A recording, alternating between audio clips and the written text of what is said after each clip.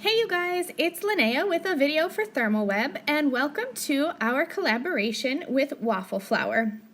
I love their floral stamps, so I'm going to be creating with a few of their stamp sets today. But to start out with, I'm going to be creating a simple foiled background. So I used some pixie spray on the back of a chevron stencil, and it's really easy to use this pixie spray. You just lightly spray it. I went over it once and then back over it again, and then let your stencil dry about 60 seconds, and it'll have that light tack on the back so you can adhere your cardstock to the back of the stencil, and your stencil won't shift around while you're adding your media on top. For today's cards, I am using the Deco Foil Transfer Gel, and you can see it gives kind of a raised impression there, and it is white when it's wet. As it dries, it will become completely clear, and that's how you know you're ready to add your foil on top. So I grabbed my favorite foil, of course, the Rainbow Shattered Glass.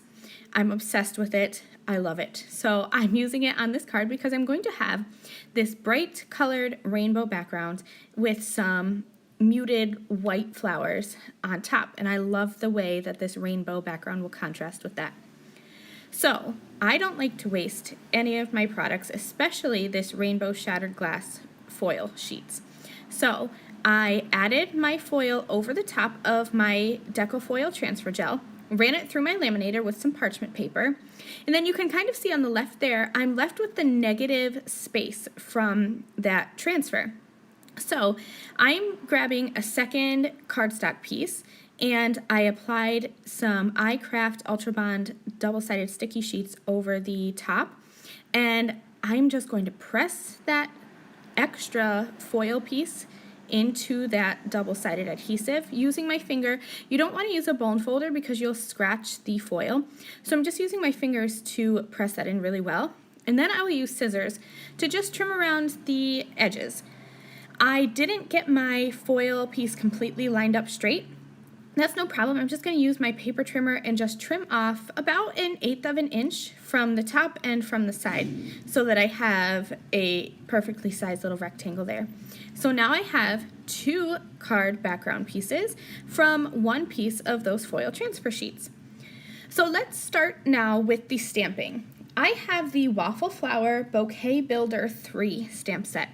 And there are some little flowers and some little leaf clusters, but I, of course, was drawn to this large bouquet image. So I have a piece of heavyweight cardstock, and I am just going to ink up this large bouquet with some Copic-friendly ink. It has been so hot here in Pennsylvania, and it's only the beginning of July, but it's been like in the 90s outside, and today it registered at 85 inside of my house. So I thought coloring these florals to be white would be super refreshing. I love the look of white florals. So to do that, it's really simple, especially with stamp sets like this Bouquet Builder 3 from Waffle Flower, because they have already all those little hash marks in the flowers and the leaves, and that indicates where the shading is. So it makes it so easy to add just a bit of shading to these floral images. So I have my Copic markers N0 and N2. And to color white, I like to give just a little bit of a cool gray shadow. So I'm using a flicking motion with my N0 marker, coming out about halfway out of the petals and the leaves. And then I will add some more little tick marks with the N2 marker, but not coming out as far. And so you can see that they're still white, but they have shadows, so it's not like they are flat images, which you definitely could do because I saw another YouTuber just stamp her images in black and not do any coloring at all, and it looked fantastically good when she put it against a colored background. So if you don't want to add the shading, you definitely could just leave it go. I just like the look of that added depth and dimension. So I cut out those images, and if you're like me, when you fussy cut, sometimes the edges are kind of like bent over from where you're cutting with your scissors. Maybe it's just because I have a heavy hand with everything, but I just flip my image over and burnish the back with a bone folder, and it kind of pushes that edge of the paper back out. So I'm going to play with my 2 backgrounds here, and I decided that I'm going to have one floral cluster coming up from the bottom and another cluster from hanging from the top.